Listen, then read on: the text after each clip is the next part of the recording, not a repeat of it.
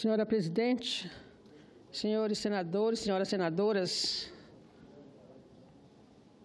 ouvintes da Rádio Senado, telespectadores da TV Senado, eu quero abordar 3 assuntos aqui rapidinho.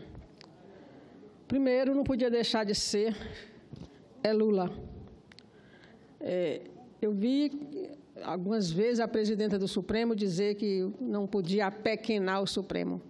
Mas o Supremo se apequena a cada dia com essas atitudes, porque a manobra que o ministro Fachin fez contra o Lula é tão visível, tão concreta, que não dá para disfarçar, não tem nem como disfarçar. É uma manobra de verdade. Ele contou os votos na turma, viu que o Lula ganharia, aí ele bota para o pleno. Ora, a segunda turma é que é a turma de julgar os processos da Lava Jato.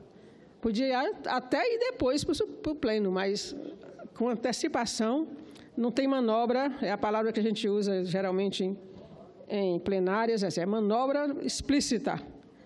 Né? Porque agora sim, não tem como dizer que Lula não é um preso político.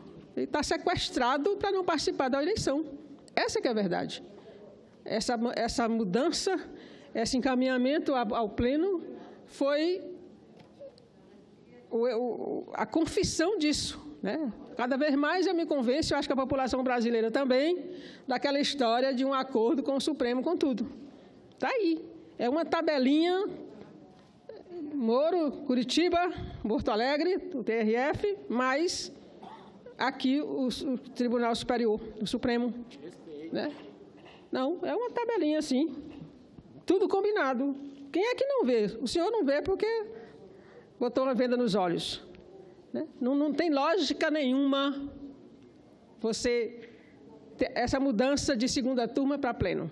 A não ser porque ele contou os votos no pleno e acha que vai ser a mesma votação da outra vez. Ali já é conhecido. Na turma, os ministros iam repetir os seus votos. E aí ele contou e viu que o Lula ganharia. Foi só isso que aconteceu. Né? Até porque é Supremo, mas não é santo. E eu acho que a gente precisa cada vez mais... Acho que é por isso que a população cada vez mais vota no Lula. Porque diziam que era só Nordeste e não é mais só Nordeste. O Lula está ganhando em lugares que ele nunca ganhou. É porque a população está vendo a parcialidade do judiciário.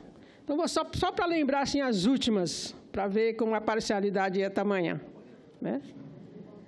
Que os casos são iguais, mas as decisões são diferentes. Né?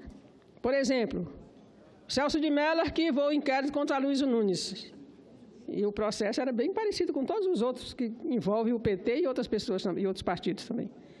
Depois, logo em seguida, Barroso arquiva inquérito contra Ricardo Ferraz.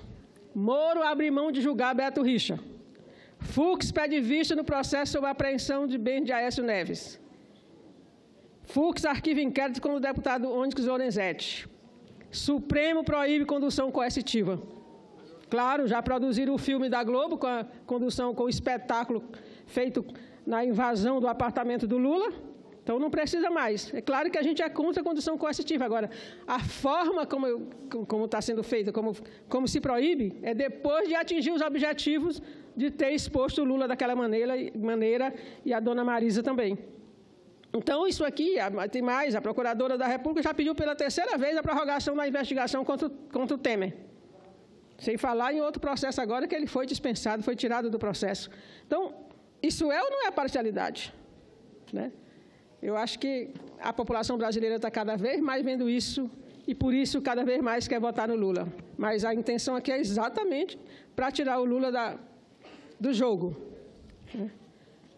Quero também tocar no assunto da Copa do Mundo. Daqueles senhores que, aliás, está sendo a marca da Copa, a questão do machismo, não só o brasileiro, mas principalmente os brasileiros, meninos bem-nascidos, bem alimentados e com dinheiro para se deslocar para a Rússia para assistir a Copa do Mundo, vão lá e envergonham o país. Eu fico perguntando se aqueles meninos têm mãe, aqueles rapazes lá têm mãe, tem irmãs, tem filhas, né? Ali já tem alguns que devem ter filhas pequenas, e que eu espero que estejam bastante envergonhadas daquela atitude. Eu acho que aquilo não podia ficar por isso mesmo. Alguns setores já estão até tomando providência, mas eu acho que o Brasil, a Embaixada Brasileira, tinha que tomar providência de, pelo menos, punir aqueles rapazes, tirando-lhes o direito de continuar a ver a Copa, mandando eles de volta para o Brasil. Aquele desrespeito. Aí a gente fica perguntando por que tanto machismo no Brasil, por que tanta violência contra a mulher, porque, ora, leva o costume de casa para fora. Ninguém esquece que em 2014 ouviram um estado inteiro, eu acho engraçado isso, está estarrecido com algumas pessoas, o meio de comunicação principalmente, mas em 2014 ouviram um estado inteiro dizer uma coisa terrível com a presidente da República e ninguém disse nada. Então, aquelas pessoas ficaram respaldadas para repetir aquelas atitudes com qualquer mulher, com todas as mulheres. Então, é muito sério isso, que a gente precisa, e a gente está longe, e as mulheres estão longe de vencer o machismo nesse país, porque a educação permite isso. Certamente as famílias daqueles meninos, rapazes, não acham que eles fizeram nada demais, estão dizendo, não, era só uma brincadeirinha, brincadeira.